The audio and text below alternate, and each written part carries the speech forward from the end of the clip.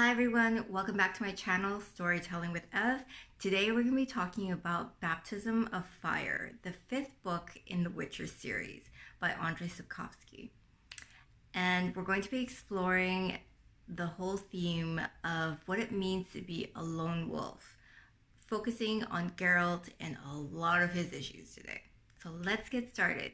Make sure to subscribe and be up to date on all my new videos. As I said in video 1, which I will link below in the description box, Witchers are lone wolves. I mean, they don't generally like to deal with society. They kind of live out on the outskirts. And it's mostly because a lot of people see them as these horrifying beings that just go around killing for money. And what's interesting is that in this fifth book, we start to see Geralt accepting help from others. And it's a surprising evolution of his character, mostly because, I mean, he's been known to just push people off. He wants to do it alone. He doesn't need any help. And yet here, after the major fight that they had on the Isle of Thanet in the Time of Contempt, which is a video that I will link below as well, he has to accept help because he landed after the Isle of Thanet.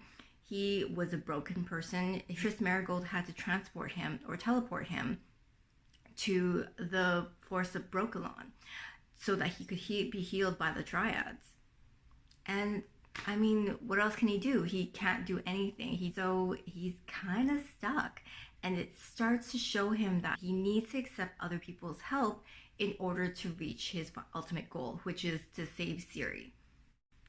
Now, I know in the past, a lot of people may think, oh, accepting help from others is just like a sign of weakness in that sense. But in actuality, it's not. I mean, if you try to go at something all on your own, yes, you may be able to get it done.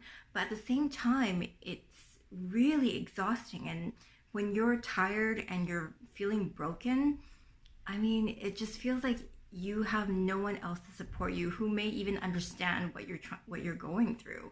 And so when you're alone, you don't have that support system that's there to help bolster you, to help support you, to help keep pushing you when you're feeling down and when you're feeling crappy. It's there to really help you and make sure that you reach your goal. And in Geralt's case, he's not at full strength when he leaves the Forest of Brokilon against the Dryads' wishes. And he sets off to save Ciri because he's heard a rumor that she's been captured by Nilfgaard. So even though he's heading towards Nilfgaard, he's actually heading in the wrong direction. And if it wasn't for the help of other people, he would be completely lost. And since Geralt left the Forest of Brokilon, he's had to rely on some people that you would not expect him to ever rely on.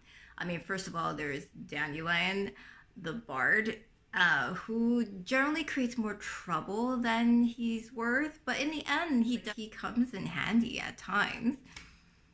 I say at times, like, yeah, at times. There's Milva, who is this half she-elf, and she is an archeress who's very, very precise in her archery skills. But there's something else going on there as well. There's Cahir, I think it's Cahir, who was at the center of many of Ciri's nightmares, and yet he claims that he was helping Ciri escape the raid that was happening on Sintra. So I mean, it's like there's some interesting tidbits here and there, and so who really knows what is actually the truth? And then there's Regis, who is an old barber surgeon, and who turns out to be the very thing that witchers generally kill. So really like a band of oddities, all coming together and having to work together, and they actually do work together really well. And at first, Geralt is super resistant to it. He is so angry and he's really sulky and sullen. He's like that little kid that's being included in playing but doesn't want to because it's not the way that he wants to play. You know what I mean? And so it'll be interesting to see what happens. But essentially, they all come together, and it's actually really fascinating to see how they all work together, even when they were cooking. So, I mean, something as simple as that, they all actually came together and made it an actual feast. So, Geralt, for most of his life, has been very happy being a lone wolf. And that is until he had to deal with the child of surprise. So, in this case, he now has to actually accept that he's the guardian to the child of surprise, Ciri. And to have a lone wolf actually accept that, it's almost like whenever you see like people who are being given and like an animal or a pet or something, it's almost as if you can see their entire heart open. So in this case, you can actually see Geralt's heart starting to open the more he has to deal with Ciri and the idea of helping her, guarding her, and making sure that she's okay. But what's funny is that in times of crises, all these odd people helping Geralt, it turns out to be the best thing for him ever. And I mean, he's had to really ignore his instincts, especially in Regis's case, in order to so that he can actually continue on his journey.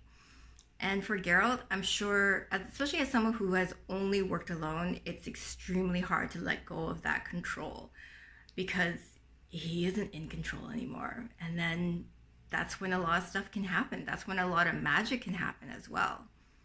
Now, being alone can actually be really useful at times, especially when you need to reflect on things in your life.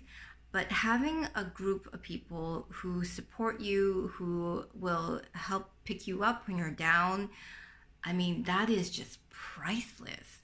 And especially in life, it's nice to be able to have people there who can like listen to you when you're feeling really down, or talking to you and talking you out of certain things that you were thinking about doing that may be harmful to yourself. And I don't know about you, but like I feel I'm really fortunate that I have a lot of people that I can rely on in life, and I'm so grateful for them. How do you feel about that? Leave it in the comments below. I know that in life you may feel like you need to do things alone because only you can actually get your stuff done. And I know a lot of people like this. I used to be one of them. But that's not true. Because if you constantly are doing it on your own, it's almost as if like you have this immense fear of losing a sense of control of your life, which is not true at all. And if you continue to just do things alone based on how you want things, you won't grow.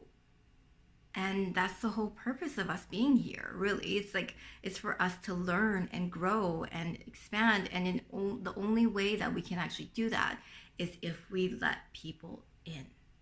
And that is one of the scariest things that I know that everyone has to go through. Because if you don't learn to play well with others, you do tend to lose your connection to humanity in that sense.